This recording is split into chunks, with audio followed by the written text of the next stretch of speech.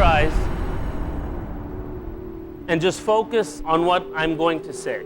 I want you to imagine yourself sitting at home.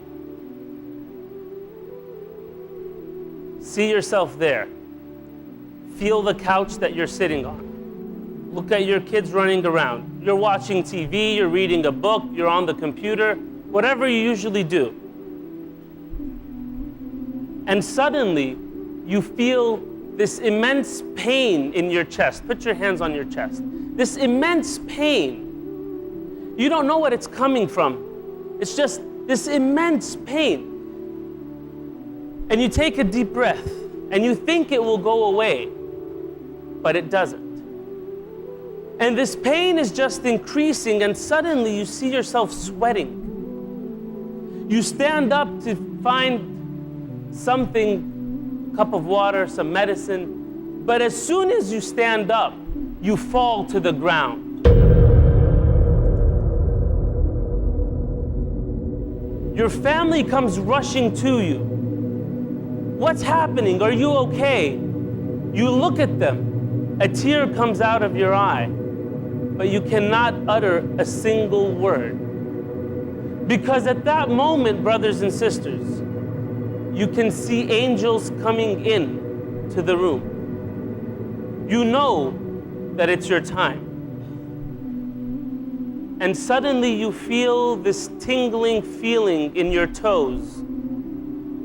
And it starts to crawl up your legs.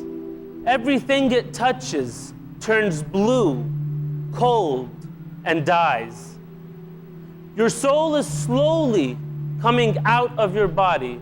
This tingling feeling, you want to stop it, but you can't. It moves up your legs. It's at your hips. Your whole lower body is dead. It's cold. It's blue.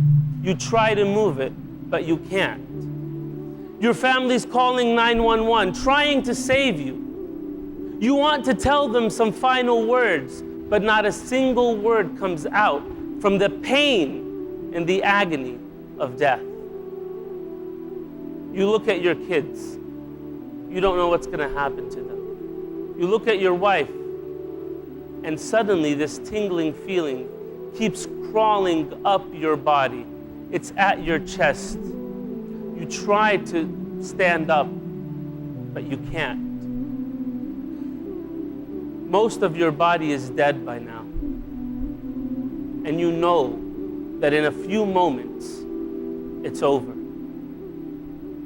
Brothers and sisters, the soul keeps coming up, and you're at your throat. You feel this tingling feeling at the throat, and the soul is just about to leave the body, and you're just about to die, and something happens. Allah subhanahu wa ta'ala says, كَلَّا إِذَا بَلَغَتِ التَّرَاقِيَ وَقِيلَ مَنْ رَاقٍ وَظَنَّ أَنَّهُ الْفِرَاقِ. That when the soul will come out, and it will stop here at the collarbone, at the trachea, and everyone will say, who can help him? Someone help him, someone save him. وَظَنَّ أَنَّهُ الْفِرَاقِ. But you know that it's over. You know that you're dying. You know that you're leaving this world. وَالْتَفَّتِ السَّاقُ بِالسَّاقِ. Your leg will be on top of the other like this. Out of the pain and agony of death, the soul is leaving your body. وَقِيلَ مَنْ رَاقٍ وَظَنَّ أَنَّهُ الْفِرَاقِ وَالْتَفَّتِ السَّاقُ بِالسَّاقِ إِلَىٰ رَبِّكَ يَوْمَئِذٍ الْمَسَاقُ. Your next destination is to Allah. The next stop is the hereafter. It's over. What if I told you that your body is only a garment for the time being? That the face in the mirror you are seeing dulls in importance to the soul that beams from your inner being? What if I told you that when we die it will feel as though in our lives we were dreaming or sleeping, so fleeting, the spirit freeing like streams, discovering new meanings, more than what it truly ever seems? What if I told you that Allah repeatedly swears in the Quran by the night making oaths to the changing day to remind us of his power over this whole display, and to think of how fast time can feel in just one day. With only 24 hours, and in it we are recommended to sleep 8, so 1/3 of our lives are slowly slipping away. What if I told you that the grave is too small to fit your house, too small for the money, for the cars that will fade like stars in relation to the vastness of what is to come?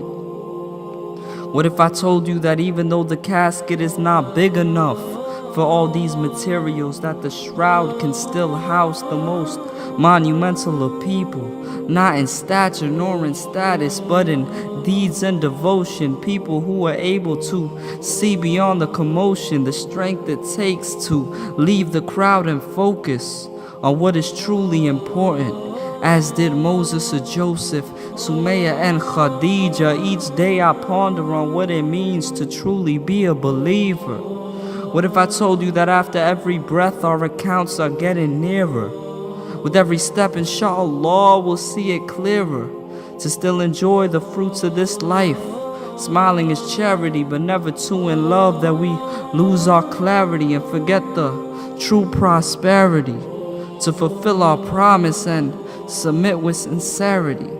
And what if I told you that even if all the people were to rebel, our shadows would still prostrate and bear witness to He who created you and me, Al-Hamid, the praiseworthy.